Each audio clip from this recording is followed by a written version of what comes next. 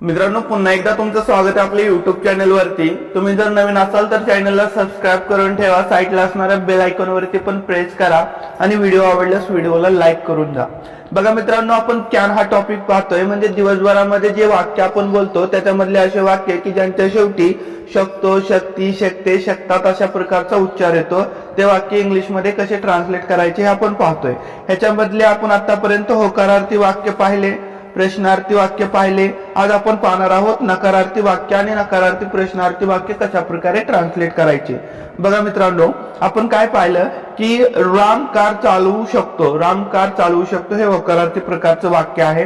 हे वाक्य ट्रान्सलेट करण्यासाठी सुरुवातीला आपण सब्जेक्टचा वापर केला, त्याच्यानंतर कॅन, त्याच्यानंतर क्रियापदाचं पहिलं रूप, त्याच्यानंतर ऑब्जेक्ट आणि त्याच्यानंतर रिमाइनिंग सेंटेन्स।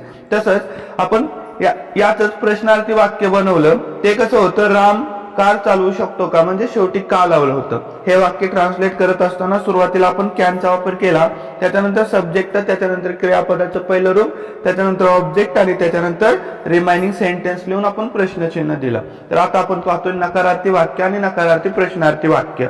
तर बघा, ह्याच वाक्याला आपण या ठिकाणी घेतलेलं आहे। तर वाक्य आहे राम कार चालवू शकत नाही। ठीक आहे, राम कार चालवू शकतो आणि राम कार चालवू शकत नाही, त्याचं नकारार्थी वाक्य आहे। तर हे वाक्य ट्रान्सलेट करत असताना सुरुवातीला आपण सब्जेक्ट लिहिणार, त्याच्यानंतर कॅन लिहिणार, त्याच्यानंतर नॉट लिहिणार, त्याच्यानंतर क्रियापदाचं पहिलं रूप, ऑब्जेक्ट आणि रिमाइनिंग सेंटेन्स। आता बघा, ज्यावेळेस तुम्ही कॅन आणि नॉटला एकत्र लिहिता त्यावेळेस कसा फॉर्म्युला बनतो की सुरुवातीला सब्जेक्ट, त्याच्यानंतर कांट, त्याच्यानंतर क्रियापदाचं पहिलं रूप, त्याच्यानंतर ऑब्जेक्ट आणि रिमाइनिंग सेंटेन्स। तर हेच वाक्य बघा ह्या फॉर्म्युलानुसार ट्रान्सलेट करूया। बघा, सुरुवातीला सब्जेक्ट म्हणजेच काय येणार, राम येणार, त्याच्यानंतर कॅन येणार, त्याच्यानंतर नॉट येणार। ठीक आहे, तर बघा, राम लिहिलं, त्याच्यानंतर कॅन लिहिलं, त्याच्यानंतर नॉट लिहिलं। आता त्याच्यानंतर क्रियापद, क्रियापद काय, याच्यामध्ये चालवणे म्हणजेच काय, ड्राईव्ह, चालवणे म्हणजेच काय, ड्राईव्ह, आणि कार म्हणजे अ कार आणि फुल stop. Ram can not drive a car, Ram car चालवू शकत नाही। तसंच बघा, ह्या वाक्याला आपण असं पण म्हणू शकतो, Ram can't drive a car, ज्यावेळेस आपण कॅन आणि नॉट याला एकत्र लिहितो त्यावेळेस। ठीक आहे, तर हे पण तुम्ही लक्षात ठेवा। त्याच्यानंतर बघा, ह्याच वाक्यापासून आपण नकारार्थी प्रश्नार्थी वाक्य बनवणार। म्हणजे कसं वाक्य की जे नकारार्थी वाक्य आहे याला शेवटी का लावणार आणि प्रश्न तयार करणार, ज्याचं उत्तर आपल्याला हो किंवा नाही असं द्यायचं असतं।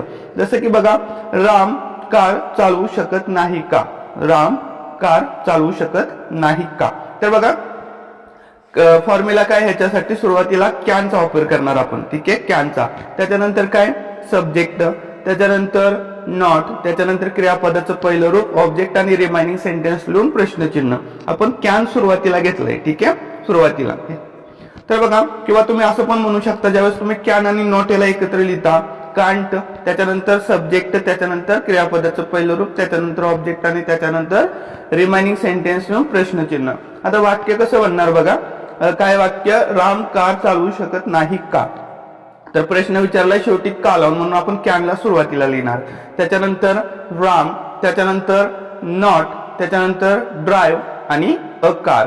Can Ram not drive a car, किंवा तुम्ही असं पण करू शकता, can't Ram drive a car. ठीक आहे, कॅन आणि नॉट याला एकत्र लिहून आणि शेवटी प्रश्नचिन्ह द्यायला विसरायचं नाही। ठीक आहे, तर हे वाक्य तुम्हाला समजलं असेल, राम कार चालवू शकतो, याचं आपण प्रश्नार्थी कसं बनवलं, त्याच्यानंतर नकारार्थी कसं बनवलं आणि त्याच्यानंतर नकारार्थी प्रश्नार्थी कसं बनवलं।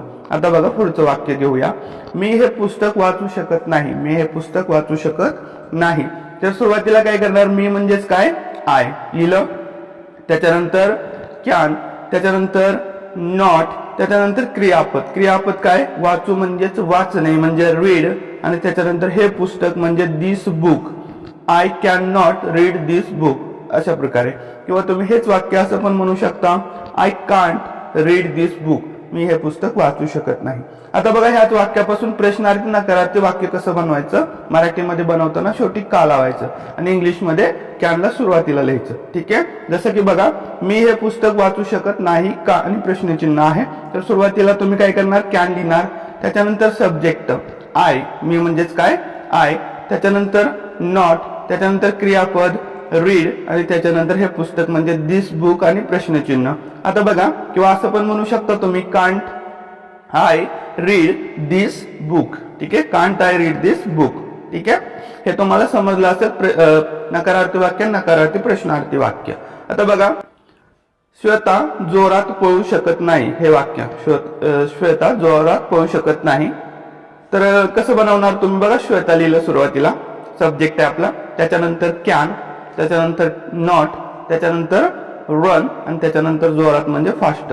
श्वेता लिहिलं, त्याच्यानंतर कॅन नॉट लिहिलं, त्याच्यानंतर बघा क्रियापद लिहिलं पळणे म्हणजे रन, त्याच्यानंतर जोरात म्हणजेच फास्ट. ठीक आहे, Shweta can not run fast, किंवा असं पण म्हणू शकता ना तुम्ही की श्वेता कांट रन फास्ट. ठीक आहे, आता ह्याच वाक्याला ज्यावेळेस तुम्ही नकारार्थी प्रश्नार्थी वाक्य बनवता, मराठीत कसं बनवणार. श्वेता जोरात पळू शकत नाही का.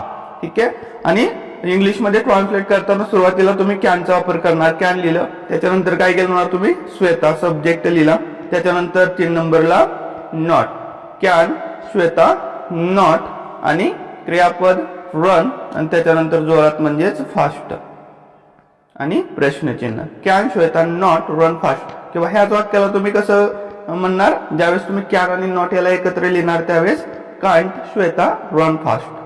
ठीक आहे, प्रश्नचिन्ह. बघा, दोन्ही प्रकारे वाक्य लक्षात ठेवा. कॅन आणि नॉट याला वेगवेगळं लिहून आणि कॅन आणि नॉट याला एकत्र लिहून.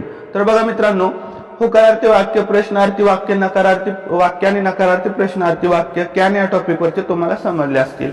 तर बघा, या ठिकाणी सरावासाठी काय उदाहरणं तुम्हाला दिली जात आहेत याला तुम्ही नक्की कमेंट बॉक्स मध्ये लिहा, जेणेकरून तुमचा सराव होऊन जाईल. आणि बघा, तसंच मित्रांनो, WH प्रश्नार्थी वाक्य आणि WH नकारार्थी प्रश्नार्थी वाक्य याच्यावरती आपण पुढचा व्हिडिओ बनवूया. तर थँक्स फॉर वॉचिंग.